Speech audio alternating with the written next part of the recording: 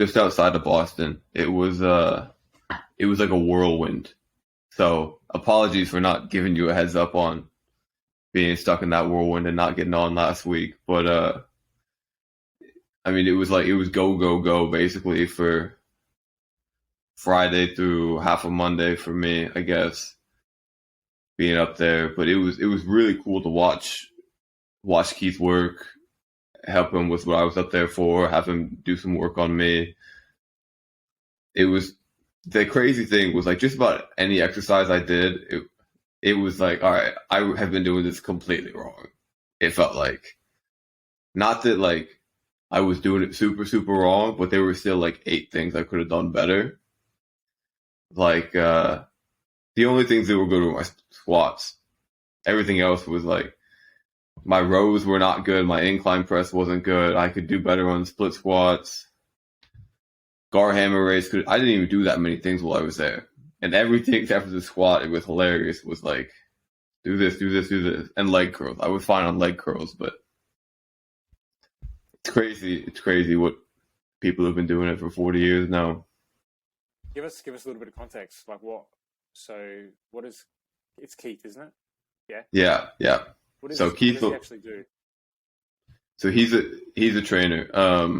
And he was jokingly offended that we haven't had him on the podcast yet. So next guest. he'll be on in the next couple of weeks. But so he's a trainer outside of the Boston area that was working with. I always relate him to Charles Poliquin because he's such a big figure in my head. But Keith is very much his own trainer guy. Athletist is his brand. But he was working with Charles before I was born.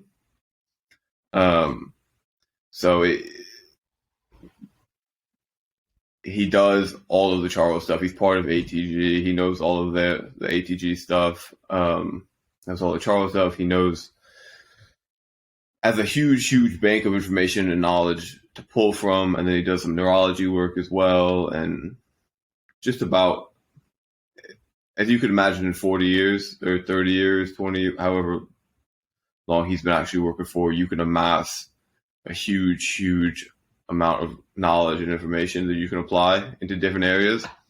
So I was up there helping him with the sales video for something he was putting together. But because I was doing that, he let me just stick around and follow him around for 3 days and pester him with questions.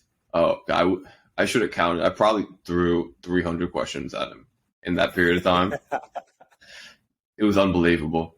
Like watching him work with the athletes, general population, doing his work on some of the stuff that I still have him dealing with, critiquing my lifts, critiquing other people's lifts, sharing old pieces of information and knowledge that he had.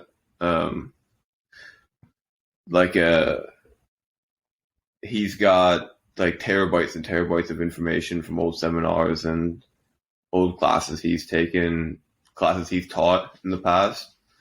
So just seeing all of that was pretty unbelievable. What did you find, like, for your own, I guess, your own journey, your own coaching experience and the way that you coach? Did you find anything in a means of working with people that you kind of like, you gravitated towards? Like, he obviously coaches people in a particular way. Did you find another level of your own coaching, experiencing what you experienced with Keith? Yeah, it was the actual coaching aspect of it kind of came to 2 points for me. So there's a saying, I think it's from Josh Waitskin's book. Can't remember what his book is called. One of my favorite books ever, but it was something like study numbers to leave numbers and study technique to leave technique or whatever. But it was very much watching Keith work with all of the athletes and everybody. It seemed like there wasn't a lot of structure and they were playing and was just kind of freeballing it. But the truth is that he can put all of this together in his sleep. Like, he's written so many programs, has all of them memorized, knows what people need. And it's just kind of like, all right, you need this, do this. This is how many we'll do. Like him, it seems like he's just like throwing weights, like, all right, grab the 35s, like just pulling it out of his ass. But what it really is like he saw your warm up set, and now he knows what you need to do for the rest of the workout in terms of weight. Like understanding at that level and understanding what people need at specific aspects of their, not aspects, points in time, knowing what they need and being able to apply that. Like, all right, now you need split squats, now you need step ups, now you need leg curls, now you need these squats.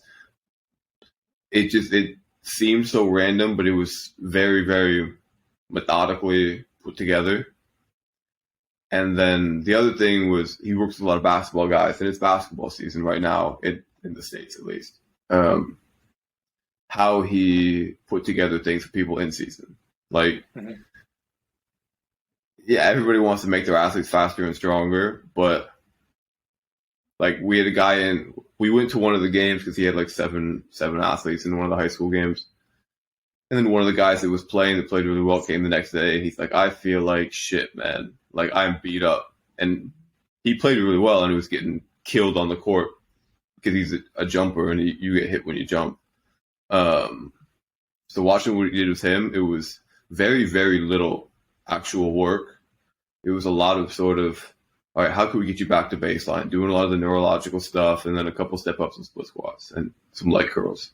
So that was something that I kind of intuitively had been leaning towards, especially with myself, of like understanding what you can do and what you can't do in season, but that kind of solidified it. So cool experience.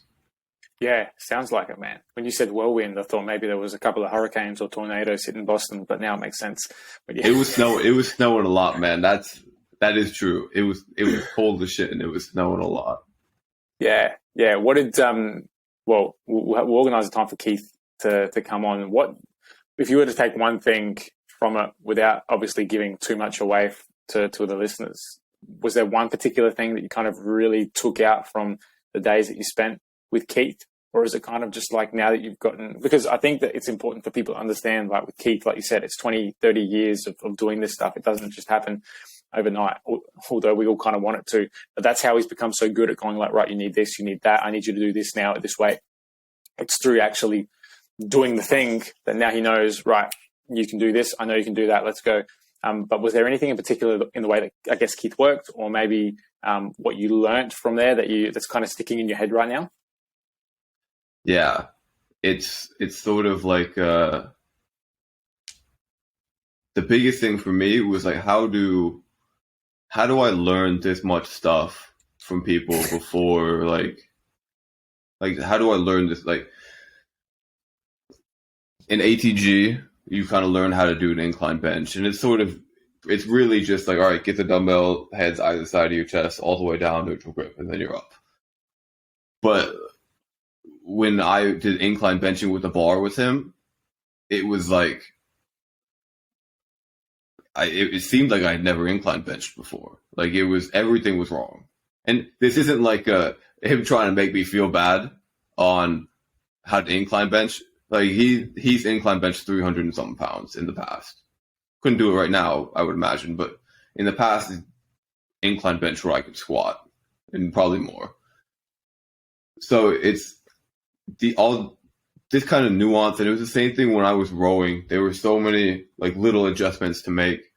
It's like how do I learn all of these tiny things without just following somebody like Keith around for 20 years and prying it out like little by little? And I don't have an answer for it, which is the unfortunate thing. So yeah, I guess I left with a question I didn't have before.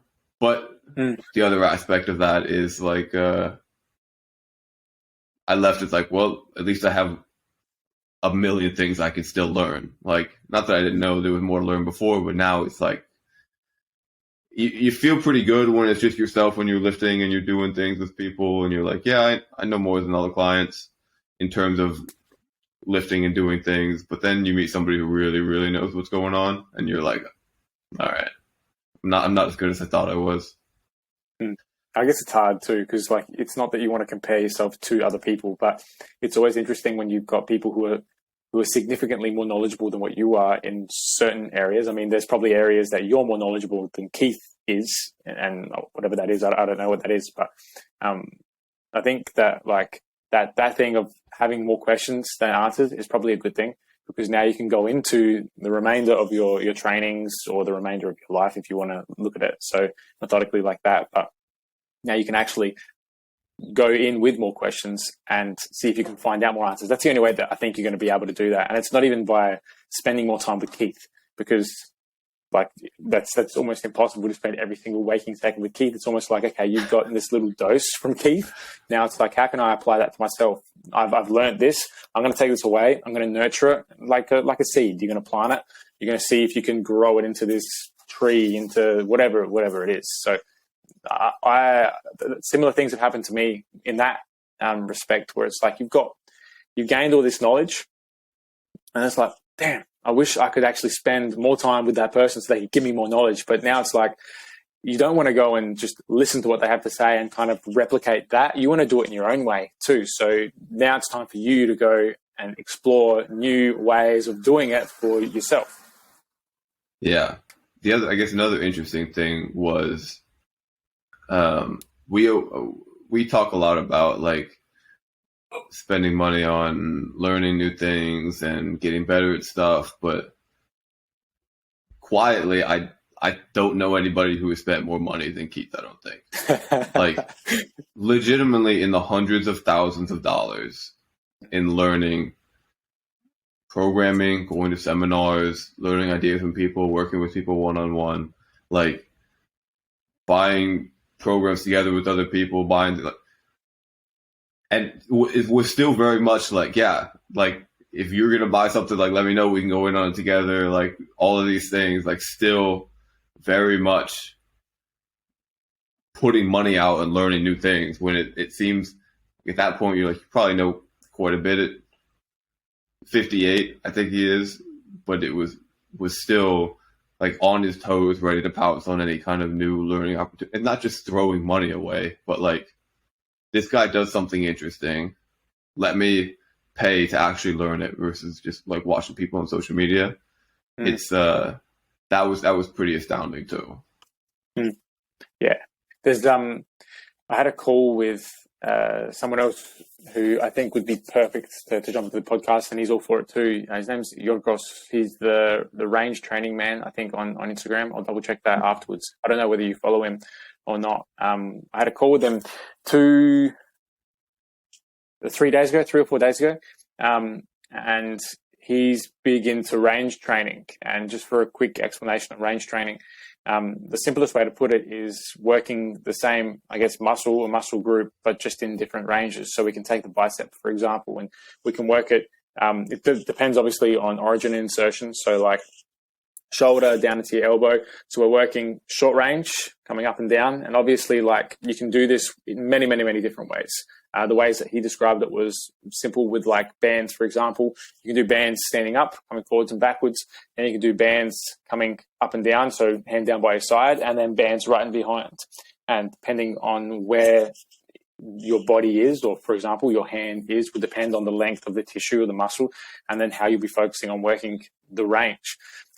The way that he obviously explains it is like in his Greek, Swedish accent, is very passionate, and he's got, for what he's been doing, it's some incredible knowledge. And I think it was almost 2 hours on the phone call with him. And for me, like, I don't have the access of actually going to Boston at my leisure, you know, or even traveling interstate. Australia is so big, sometimes it takes a while to get places. But the beautiful thing is of like the internet, I guess, and having the ability to speak with someone who's living in Sweden, who gives his time, and you know, obviously you pay for these things, but the amount that I learned in that 90 minutes to 2 hours was insane, man. Absolutely insane. So he's another guy that I really, really want to get on the podcast. He's all for it too. So for the listeners, you've got some pretty cool guests coming up through. Have you seen much of his stuff before, Maddie? I've seen a couple people talk about calls that they've had with him, and I haven't been on social media much recently, as you probably tell. posted in 10 days or whatever, but I've seen a little bit of his stuff. I haven't seen a ton. Yeah. He's got some really, really cool. The way that he actually describes and explains things is at a very simple level. So for anyone who's interested, I mean, Uncom offers it as part of their marketplace. So Uncom has like a marketplace where they've got people who are giving or offering calls for, some people do it for $50, some people do it for 100, some for 500. So like, and they're doing a call or a specific, selling a specific product to be able to help people in particular ways. So for example, that's what Yorgos is doing. And some of the things, man, like just the ability, even from a nutritional perspective, from a physical perspective as well, or a training perspective, like the way that he works with bands, for example, like I mentioned before, and just playing with those different ranges. I went through an arm pump with a Uncom member. We did a whole bunch beforehand, a bit of dents and some pull-ups and some pressing and deficit push-ups and that. But to finish off, we went through a bit of range training and just focusing on, we used dumbbells, so spider curls, and then just standing curls, and then the long range curls. And then we got into some tricep work as well. So tricep kickbacks, did some tricep pull downs, and then they were with the cable machine, and then some cable tricep extensions, like French press style, I guess. But the way that like it targets the tissue, and we only did sort of 2 rounds of, it was 25 reps each with some really, really light weight, but it's like, man, it just gets the pump going big time. Like there's some, and it's not even just about the pump, man, just there's so much in there. It's a little bit too much to kind of get into, and my brain's a bit fuzzy this morning. So it's something and someone that I think is really going to be a big player on the podcast coming up soon. So pretty pumped for that. Yeah, I really do like the aspect of playing with those ranges. Like Keegan sort of brought it to my attention. The biceps are a great example of it. Like I usually do, the dumbbell works, like an incline curl, a standing curl, and a spider curl. Or I've done it with the posterior chain in the past, and you can do some really, really gnarly things with it. Like I think I posted about it before, but doing 6 RDLs, 8 45-degree back extensions, and then 10 90-degree flat back extensions. Horrible on your low back. Like you, they're kind of supersetted with crying, some people would say. It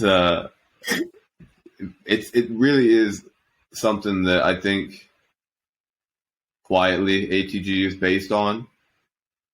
And maybe Ben doesn't explicitly say it very often, but understands it intuitively and understands it explicitly and can talk about it, but doesn't necessarily. But another example of it would be the ATG knee system. So you can talk about short range, it's sled and pollock with step ups. A mid range is still, even though it feels like a really deep knee bend, the split squat and a full squat are mid-range quad exercises, longer for the glute, whatever, you could talk about it. And then a reverse Nordic or even like a KOT sissy squat is a long-range exercise in the quads. Now, is that how Ben sells it? No.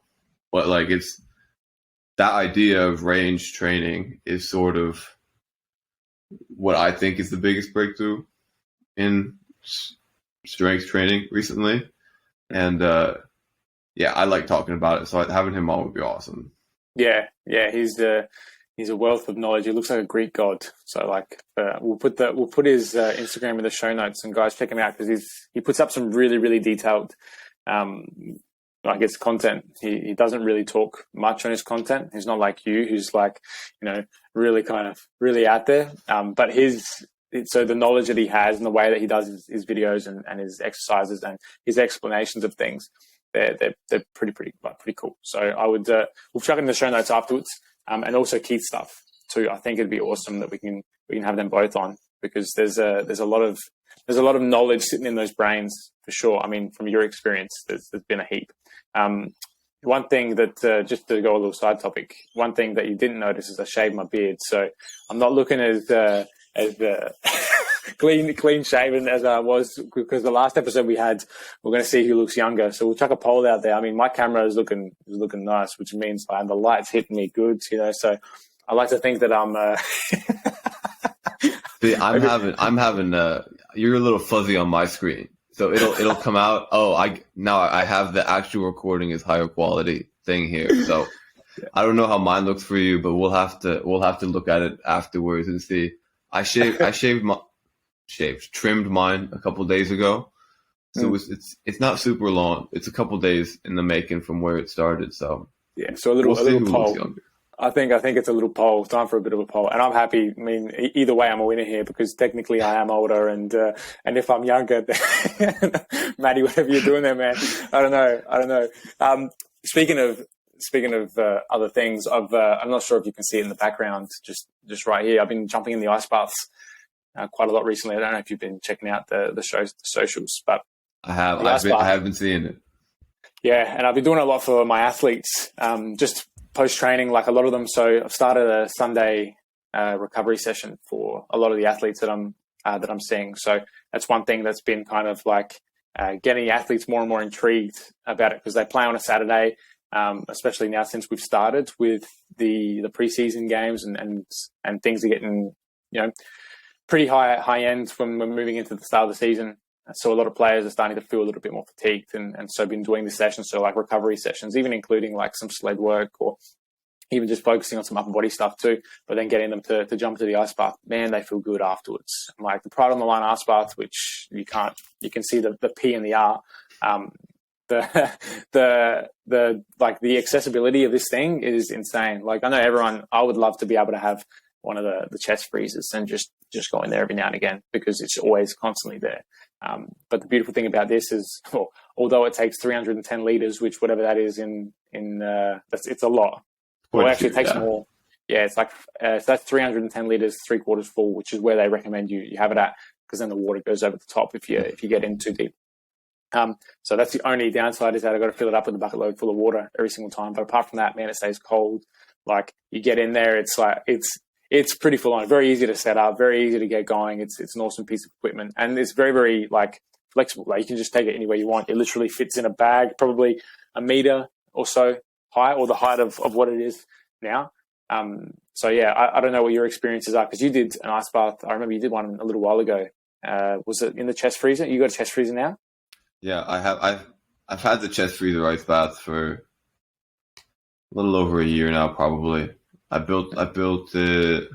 I can't remember when I built it, but I've had it for quite a while now, and it's I probably don't use it as much as I should.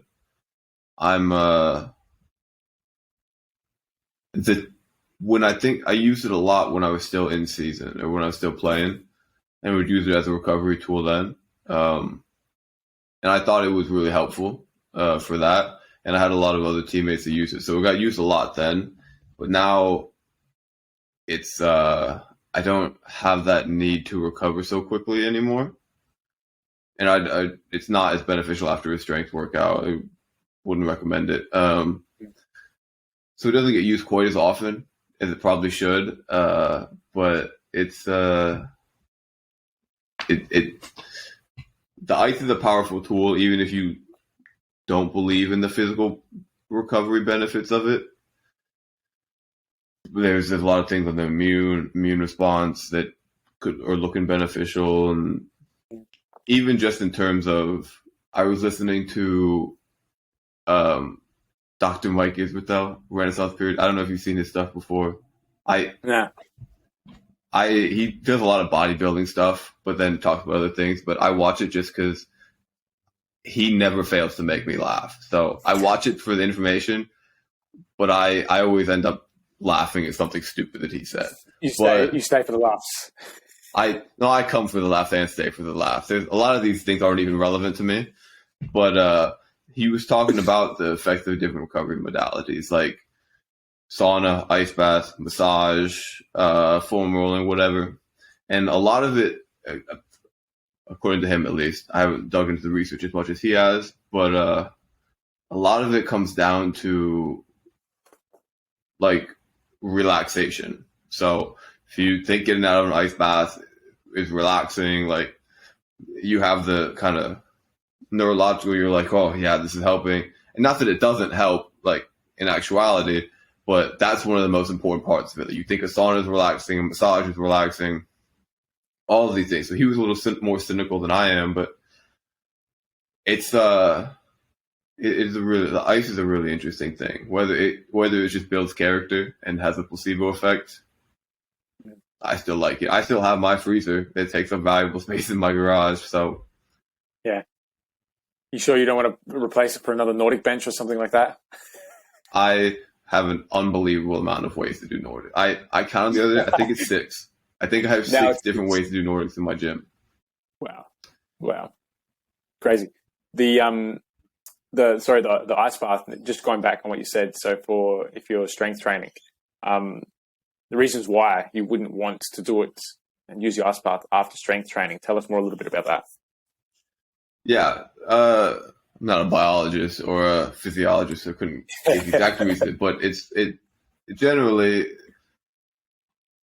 to put it simply, is the way your body.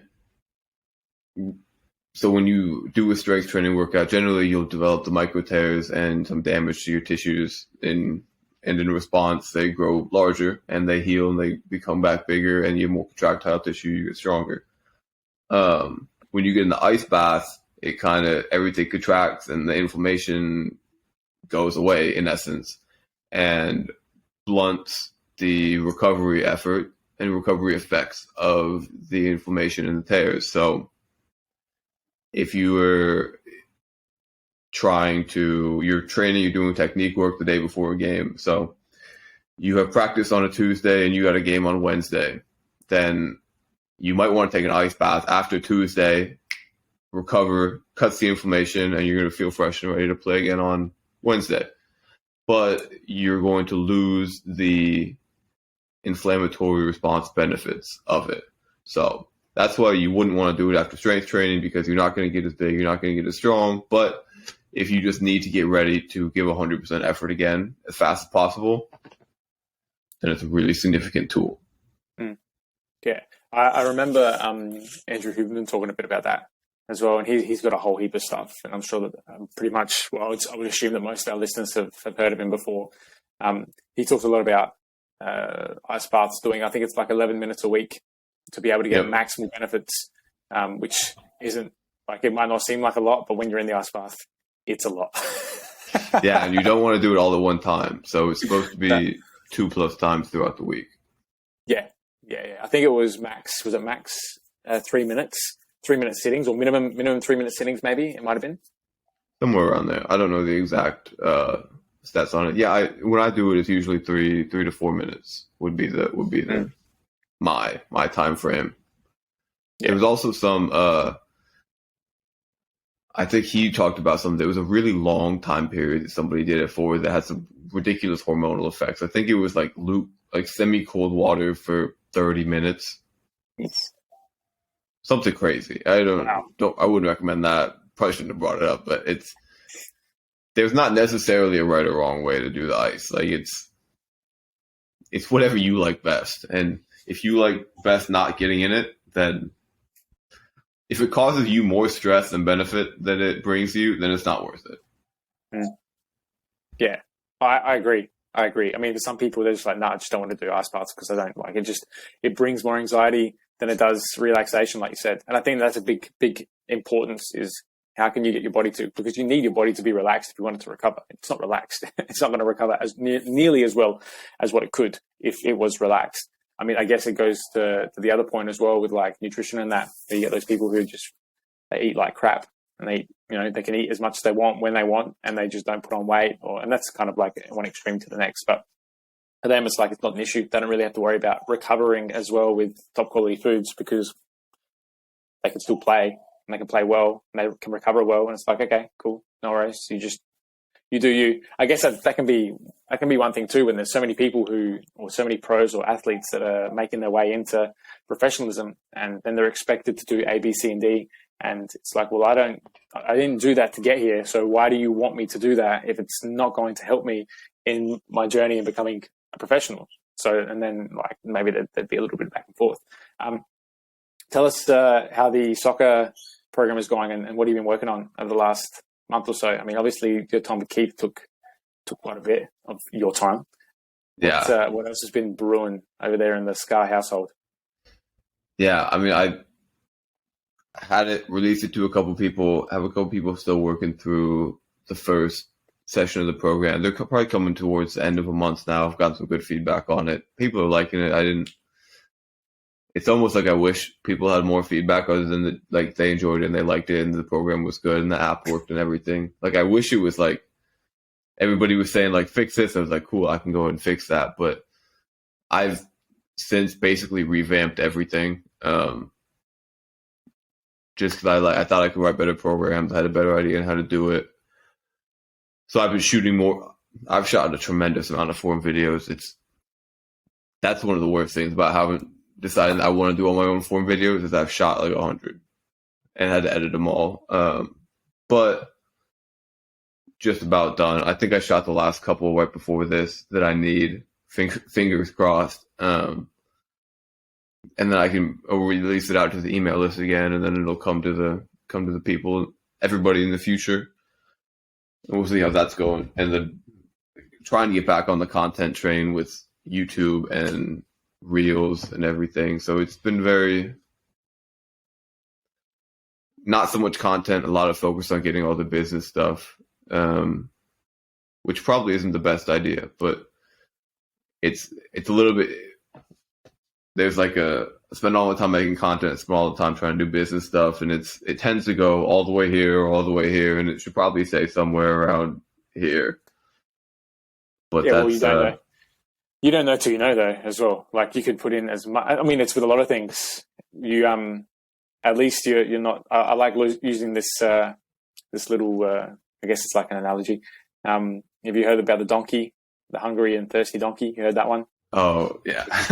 Yeah. So it's like at least you're working towards and you're focusing on one thing, and then you go back to the other side. Like you've had enough to eat, so you're like, oh man, I'm thirsty now, so I'm going to go back the other way, and I'm going to quench my thirst. And then when I've had enough to drink, all right, we'll go back the other way. So it's better than doing something. You know, not doing anything is a choice as well, or like just kind of moving in the middle and not doing doing half-ass is a choice too. So it's like make sure that this is the one thing that I've learned. You want to make sure that it's not just you're focusing on like you want to do this or you want to do that and you want to get here and you want to go there, because then your focus is nowhere. You need to have your focus on something, not nothing at all. And it's a decision too. You're deciding to put your focus nowhere. That's a decision. Even if you're like, I don't know where to go, I don't know what to focus on, that's a decision. You're deciding to not do anything or to be like, I don't know what to do. So, and it's a big learning thing that like experience for me was like, you want to try and do everything. And when you do, like you can, it's doable. It's not sustainable though. You can do it, but you get fucked up pretty quick. Like it'll really, really hit you. As soon as you start to feel like there's too much pressure, it's already too late. And then you're just going down this rabbit hole, and it's like it's a challenge to get out of. It happened to me a little while ago. I was doing the 100 calls in July. Did 100 calls for Uncom, just a challenge to myself, and I did it. And it was for me to get to know the members of Uncom, and it was great. Like because for me it was all about connection, and it was all about really trying to reach out and bridge the gap, I guess, between members. Did it, and man, like it was full on. It came to like the 2.5 weeks, the third week of the month. And just before that, I'm like, I feel great. I feel really, really good. And then it hit me. It was just like whack, like a ton of bricks. And then it just came crashing down. I was doing like 8 or 9 calls a day. It was pretty crazy. Yeah, it was pretty full on. And then you found your limit. Like I found my limit from doing that. And I had to settle down for a couple of months, because that's what it is. Like you push, and then you just fall off. So if you're experiencing that push, just remember that the higher you go, the bigger the fall. So if you're going to keep climbing and you're going to keep trying to reach whatever it is that you're trying to achieve or reach, it's only a matter of time before that kind of spins around and comes back down the other way. So just be prepared for that. Like it's not always going to be upwards. Yeah. If you don't feel, there was something along the lines of, if you really feel good, do a little bit less. And if you feel terrible, do a little bit more. Like that's more of a gym saying, but if you're like showing up there and you're like, damn, I feel good. Like don't go kill like everything you could possibly do. Like save a little bit in the tank, because you're going to feel like shit tomorrow if you do. And then if you feel like shit, like just do a little bit more, and you'll probably feel better. But yeah. So what's been new with you? What's been brewing in the last couple of weeks besides you brewing ice baths? Mind you, that's what I am doing because it's not hot today, but it has been pretty hot. You kind of you get in the ice bath and it's already warm. It's like I've just chucked in 12 bags of ice, and that's not an exaggeration either. The ice that you get at the service station, man, that stuff just evaporates. You put it in and it disappears. So we had to get heaps of it, and I've spent about $500 on ice in the past. That's why I bought the freezer. I bought the freezer because it was so expensive to keep filling my bathtub up with ice. Yeah. So I'm actually getting a freezer. I'm not gonna fill it up with ice because it doesn't make sense. I'm not gonna fill it up to use it as an ice bath because it just doesn't make sense. And I would much rather keep meat in there and just create blocks of ice than anything else. So we'll be doing that. We'll get to that soon. Hopefully in the next couple of days. My grandfather's got a spare chest freezer hanging around, so I'm just going to go borrow that and we'll use that, bring it back here. But for myself, I've been working really closely with Zach Horsey, who we had on the podcast last year. Would have been one of the first couple of guests that we had. He's had a massive transformation, man. So he's doing some incredible things. When we had our first conversation, from where he was to where he is now, it's insane, man. So I don't know if you've seen, but he's traveled to Vanuatu. He's helping out on the Uncommon Village in Vanuatu. Basically, for those hearing about the Uncommon Village for the first time, Uncommon Success, Keegan Smith, he's created a platform called Uncommon Success, and it's exactly what it sounds like it is. And so it's about creating your own uncommon success. Like, why would you want to be a common person working 9 to 5, doing all that sort of stuff? And if that's you and you want to do that, Pharaoh, go and do it. But there's a lot of people out there who don't want that. And that's what we're working towards. It's about becoming or creating uncommon success, and whatever your uncommon success is, whether it's becoming a world leading coach for youth athletes, or creating like Uncom FC, which is amazing to already have an app up and running for that. So being a big part of that too. Uncom FC is a football program, which that's what it is at the moment. And it's going to be so much more from there. But basically in Vanuatu, football or soccer is a national sport. And Uncommon Success is starting to do clinics and put on, events for the people in Vanuatu as a way of giving back, and providing them with opportunities to be able to travel across to Australia or make it in the Premier League. So that's a big goal for Uncommon Success, is to have at least, I think it's 5 or 6 players within 6 years be part of the English Premier League. And I put something out there and said, why can't Vanuatu be part of the World Cup in 8 years? I think that's a big goal. So 2030, we'll see, maybe they might be part of the World Cup. It's really, really cool, the way that it's all been working out, the way that it's going. But anyway, without going too much into it, he's working on the Village. The Village, if you want to learn more about it, you're more than welcome to have a call with myself, and I can definitely take you through what it is that they're doing. But he's also turned into a little bit of a digital nomad as well. For him, he struggled a little bit initially because I don't really know what to do. Uncom was doing launch, so the Uncom launch, and it was about launching a product. And for him, he didn't really have anything to launch. So he's like, well, I'm here, and but I don't know what to do. I don't know what to launch. I'm not sure where to go. And he came across ClickFunnels. And so he's been working really, really closely with me to develop my own ClickFunnel. And that's what I've been doing. So I've been creating content, been creating programs. So we've got a couple of programs that are in the shadows at the moment that are waiting to come out. I just sent him through one of my videos to get going for the lead gen, which is really exciting. For me, it's not something that I've really done before and I've really known how to do. So to have Zach be there as a guider or guidance counselor, I guess, for me is really cool. So he's been working closely, or we've been working closely together to develop some athlete programs, in particular for soccer players, and working on, so there's body weight. So it's like a body weight program, there's a strength program, and then I'm looking to introduce a skill or speed program as well, which is all online, which is really, really easily accessible. All form videos are there. The whole 6 weeks or 8 weeks, whatever it's going to be, will be there as well. So just being able to offer more from an online perspective for me, because I'm looking to leverage my time more. It's getting pretty crazy. I'm averaging probably between 5 and 8 clients a day, 5 to 6 days a week. So for me, it's pretty crazy. And I see myself, I had a conversation with Keegan the other day. It's how long until you feel like you can't take on any more clients. And if it's getting close, it's like, right, you need to leverage your time more, because I can't do 4 or 5 people in 1 hour. But being online, I have the option for it to be infinity or unlimited. Or the world is my oyster, I guess. That is my time. So for me, it's just about leveraging my time. Me being able to do that, me being able to leverage more of that time means I can help more people, means that we can get, obviously there's, from a business perspective, it's great as well. So that's where we're at the moment. It's just, it's taking baby steps for me. And the other thing is being a father. I don't know if you saw, but putting together flat packs is my new job. I did see that. for any to be or want to be fathers out there, flat packs. What else is there? Doing a lot of things that you don't really want to do, but you got to do. Like, I guess it's like training. Sometimes you don't want to train, but you just got to do it. So it's where we're at the moment, and it's okay. Like, I haven't slept. I don't think I've slept well in maybe 6 weeks, 8 weeks, something like that. Like, and there's no kid here yet. There's no child. Like, I just can't sleep. I just don't know what it is. Sometimes I have a nice sleep, or I just feel exhausted, or yeah. But anyway, enough about me. That's where we're at the moment. Have you gone through .com secrets? I know you've looked into expert. .com secrets is I've made a couple sales videos, and so when I went up to Boston, it was to make a sales video for Keith, or a funnel video, whatever you want to call it. And it was like, I was kind of sitting there before I went up. I was like, how am I going to make this video?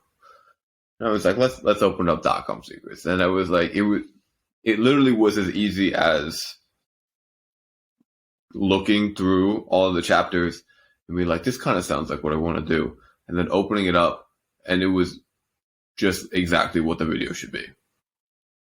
Like, it was like, start with this and then go into these things and then pivot to here and and then this and this, and you close it and have the call to action. And I was like, this is perfect.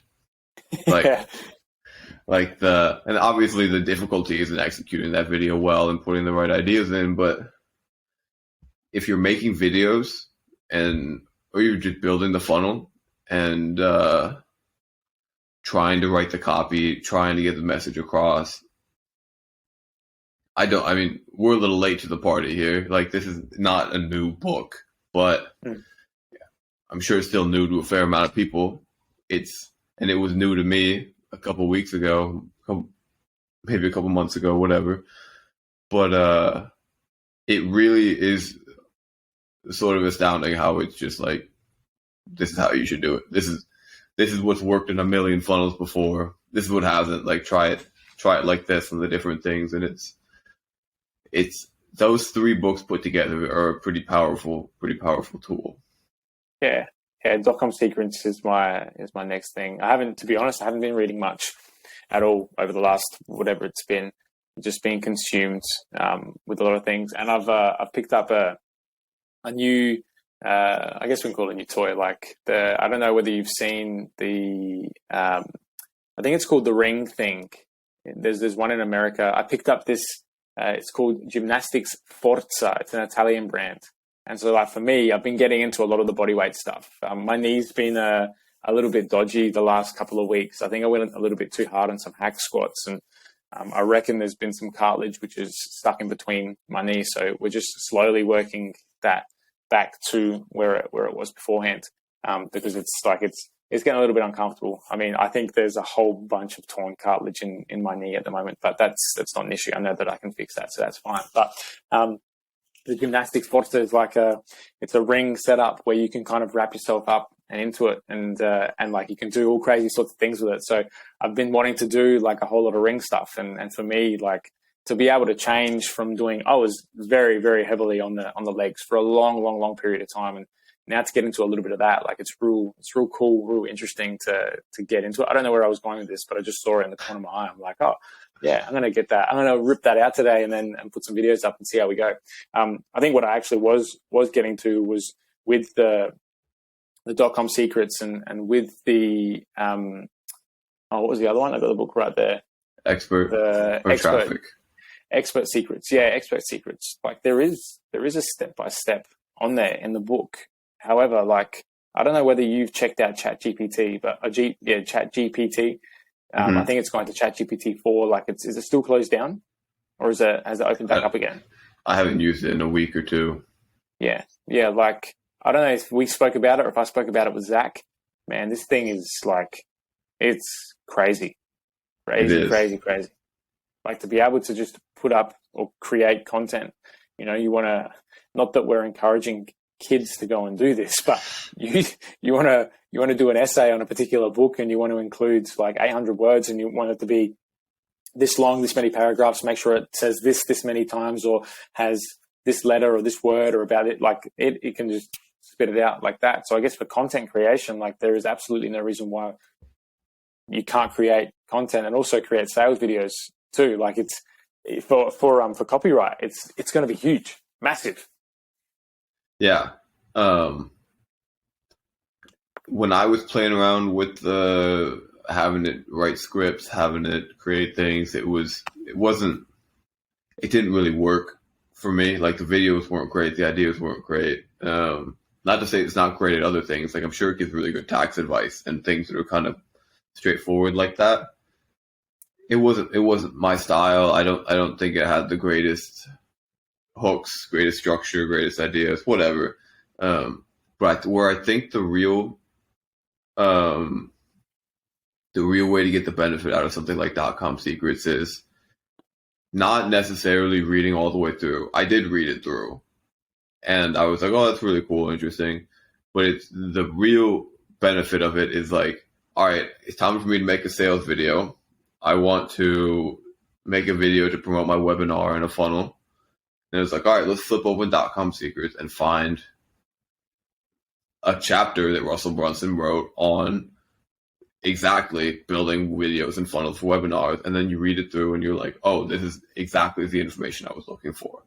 So it's cool information if you're not like doing anything with it right now. But once you need a specific guide on how to build something, then it becomes unbelievably valuable.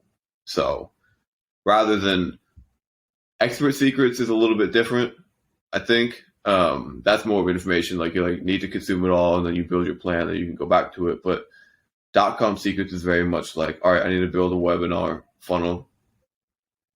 Let's open up to the webinar chapter and see what I should do, and then take that step by step and build it. So there was an old Hormozy interview where he was like, it was something early on in Gym Launch. He was like, I think it might've been a Russell Brunson interview. He was like, I started Gym Launch, and I was like, all right, I need to build the funnel. And I was just going through and literally step by step opening up ClickFunnels and building my funnel at the same time. I was like, I don't understand what he means by that. I'm sure it was helpful, but now I really understand that he probably literally had the book open and was doing what I did and exactly following what was said in the book. So that's where I think the biggest benefit is. Yeah. There's a lot of knowledge in that book, especially from Russell Brunson's stuff that he's got going on. Like, it's really, really, really cool what he can do. Yeah, it's not that it isn't a lot of work still to make something great, but it's not that much work now that he's told you all the secrets. Like, it's called .com Secrets it's not a secret anymore because he published it, but like, it's an expert secrets, traffic secrets. It's the same thing with the $100 million offers or great leads or any of these other sales business books. It's like a tremendous amount of information. You could just read it all, and you could never read it all. And it'd be valuable if you read it, and then once you have the ability and you're in the right position to apply it, then it becomes like otherworldly valuable. Yeah, I'm pretty excited to see Alex Hormozy's new book. When's that coming out? His $100 million leads. Is that what it is? I think it's I don't know what it is called exactly, but yeah, it'll be an exciting thing to read. I get my hands on it as soon as possible. Yeah, for those who don't have time to read, like he did his book on Audible. He actually did the reading on Audible for his book, and like I don't know about you, but man, I love listening to his voice. Like he has a very soothing voice, and it's very like direct, and I can gain a lot from his Instagram videos. Like they always just sit in the back of my brain. They're always there. So those who do not enjoy reading would rather listen. You should definitely check out his book. It's 99 cents, I'm pretty sure. Or if you have Audible, it's a free $1 credit. So you should definitely jump to it. I don't know if you've tried this, but $100 Million Offers was the first book I did this with, because Hormozy wrote it at the first page. He's like, I think it's more beneficial if you buy the audiobook and the actual book and you read it through while listening to it. It's like, fine, I'll give it a shot. Every book I read now, I buy the hardcover and I buy the audiobook. Yeah. I read it. I read it so much faster and I remember so much more. That's interesting. It's yeah, okay. Unbelievable for comprehension. So what the biggest thing is that you're reading, this happens when you're reading a really boring book in school or something. You're like reading about Napoleon or something and you're going through and you just like shake your head and you're like, I just read 3 pages and I don't remember anything. Yeah. That doesn't happen when I have the audiobook and the actual book. Cause it's like, I think there's probably something along the lines of it's 2 different like stimulus into my brain, and being young is like, what's going on? Like one thing isn't enough. Like you have to have the 2 of them. And I put the speed on like 2x, 2.5x to make it go really fast. And if I zone out at all, I lose it. So I really have to like focus. So I don't get any of those brain farts where I miss a page, I miss a paragraph, and it's 2.5x speed talking is faster than I can read. So it's like, I just fly through books. It's unbelievable. Speed reader. I do remember him saying that, and I haven't done that yet. I think that is the next thing for. Yeah, you know what? Yeah, okay. You prompted me. Speaking of prompted me, I'm on day 14 of Duolingo for Spanish, because the last podcast we were talking about some Spanish, and now that I'm under the pump, I can't remember anything. I haven't missed a day. I still got my streak. Yeah, we're still on it. I'm going in today. I put in about 15, 20, maybe even sometimes half an hour into Duolingo. Like it's a great app. I think one thing that's going to be a bit of a struggle for me is actually being in that environment, which makes it a little bit more challenging. So even just listening to things in Spanish in the car, and not understanding a word that people are saying, but still listening to it anyway. One of my clients actually can speak Spanish relatively well too. So it's like, right, we're speaking Spanish together. That's part of my training. Okay. It's part of my training. But yeah, I love the Duolingo, like it's starting right from the bottom. So to be able to get like right back and actually feel like I know what an apple is now, manzanas. Like I can, that's been pumped into my brain that many times. It's not funny. There's some of those that you'll never forget. Like I still like pool is piscina. Cause it's like, oh, what do? You piss in a pool? You piss in a pool? Yeah. It's stupid things like that you never forget. But even still, like my Spanish is Duolingo pretty good. Like I don't miss many. I'm a couple sections in, whatever. Like, but I tried to listen to. So there's a guy, Juan Carlos Simo. There was an old Charles student that Keith knew and Ben Clairfield knows. And he lives in the Dominican. So most of his stuff he posts in Spanish. I was like, all right, cool. I'm going to listen to this. I had absolutely not the slightest idea what he was saying a lot of the time. Like I've had Spanish conversations before in Spanish, but like when it comes to like specific knowledge like that, and I was trying to listen to some conversation in Spanish I heard at the airport or something the other day, couldn't get it. There's a stark difference between being fluent and being good.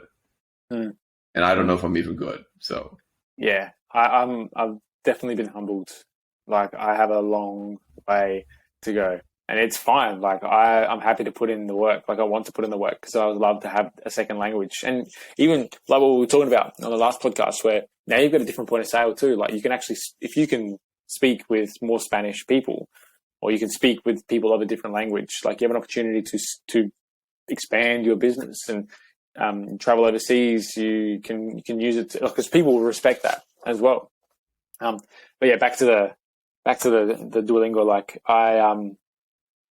I enjoy it, but I've been thinking about getting onto. Keegan actually put something up on the Uncom, the app, about language fluency. So, like, being able to, because he was in a similar position to both of us, or maybe more so me than you, but you know, he was told like he'd never be able to learn a language, and now he knows French, Spanish, a couple other, I think German as well. German, maybe even Polish, I can't remember. But yeah, he knows all these languages, and just he went through like a step-by-step thing about how you can actually become fluent in different languages. One of them was obviously get a teacher, and sometimes you go like, well, I don't want to sit in a class where like I'm going to learn, like, that's why I hated doing Italian in class, because it's like, oh, io sono, tu sei, like you just learn like the boring stuff, and it doesn't actually give you any want to learn more. It's like, sure, it's a foundation, but damn, it's boring, man. So there's something called italki, I think it's called, where they've got like teachers from around the world, and you obviously jump online, and you got people who will just speak with you in Spanish, or teach you particular things what you would like to learn, and they've all like got rated. It's really, really cool. Like, so I think it's I as in like the letter I, and then TALKIE, I think it is, or it might be just an I. No, TALK. Yeah, I think it is TALKIE. And like, you've got pretty much every single language there, and you've got teachers that'll sit there. I think some of them are like $5, $5 intro course or intro call for however long, and then it's X amount from then on in. I haven't really done it yet, so that's something that I'm entertaining at the moment. Just because, like, sitting down in a classroom, I don't want to go back to school. Who wants to do that? Like, you know, I don't see myself doing that. So, and wanting to learn more and immersing myself, I think that's probably the best way to do it. Yeah, definitely being being dropped in Mexico would probably be the best way to learn Spanish quickly. But having somebody to talk to like that is definitely helpful. The thing with classroom Spanish that I had a professor in college, I only took one semester in college, but what he said about the classroom Spanish environment is that if you go all the way through and you learn Spanish in school until you're fluent, you're going to come out speaking absolutely perfect Spanish. All your grammar, all your vocabulary is going to be absolutely spot on.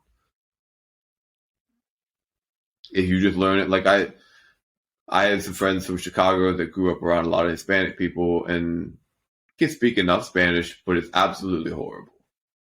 Like, it's enough to get by and talk to people, but like, it's terrible. It's really broken Spanish. So, which way is better?